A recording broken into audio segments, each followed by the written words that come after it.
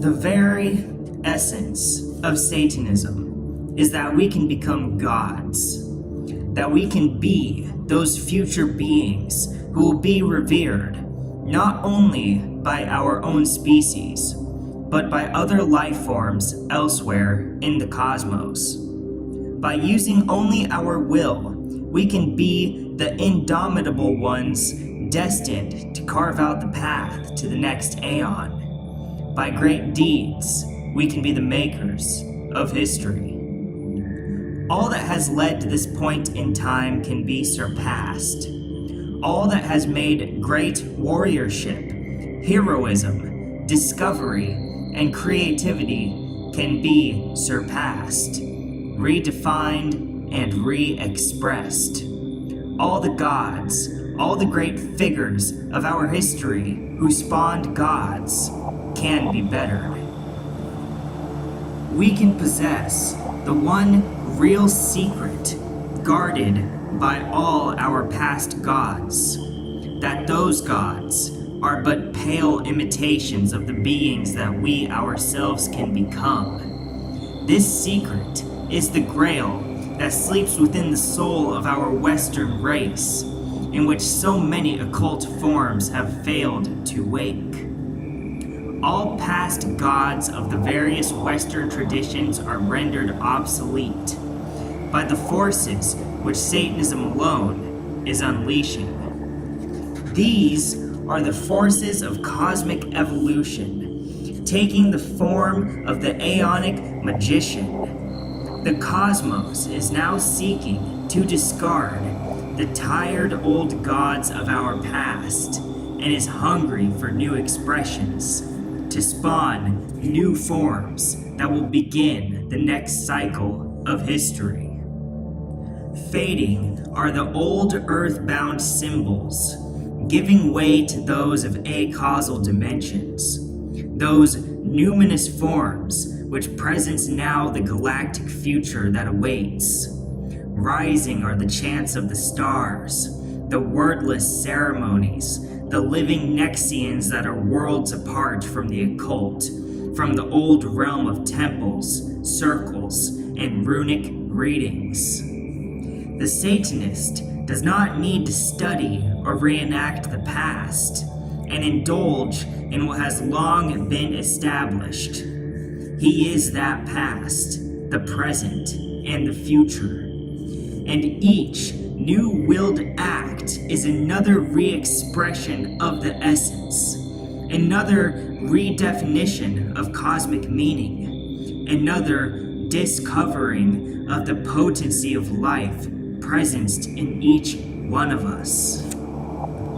Another reminder that individuals do possess the choice to act or not to act for the greater cause of evolution. That each act can matter, can make a difference. We do not have to simply consume and pay homage to past glorious deeds, to behave as if we believe history itself has now ceased or has been rendered the future realm of an officially appointed few.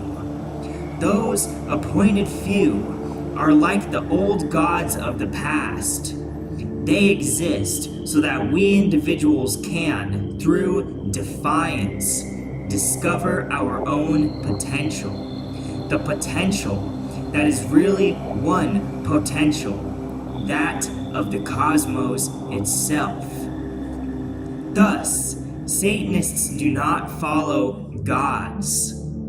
So what then of Satan? That greatly misunderstood living symbol. Satan is not tied to cultural phases and does not, in image, represent a once great society. Instead, Satan is the timeless flow of the cosmos, seeking existence. Satan is the Grail itself, that secret guarded by the inadequate gods of our past. Satan is the very essence of the striving to become a god.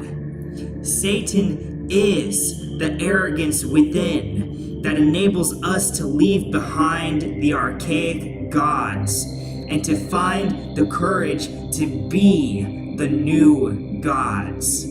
Satan is how we live, how we die, and how we shall be after causal life. Satan is the word that, when invoked, presences the very essence of our striving and defiance.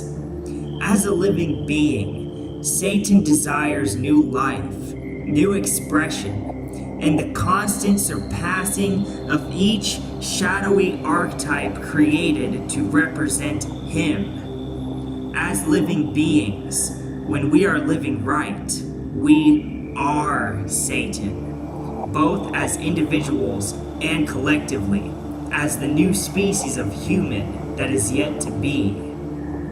Let us stop groveling to old archetypes, stop forming fan clubs for the old ones, and discard the superstition in academia that is so precious and so useless. We possess the creative genius to set in motion new earth-shattering forms, and the arrogance to behave as the embodiment of the future that we, in essence, are.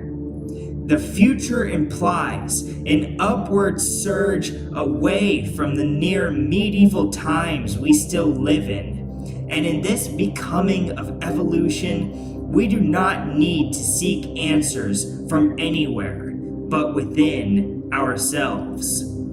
The future gods bear our names.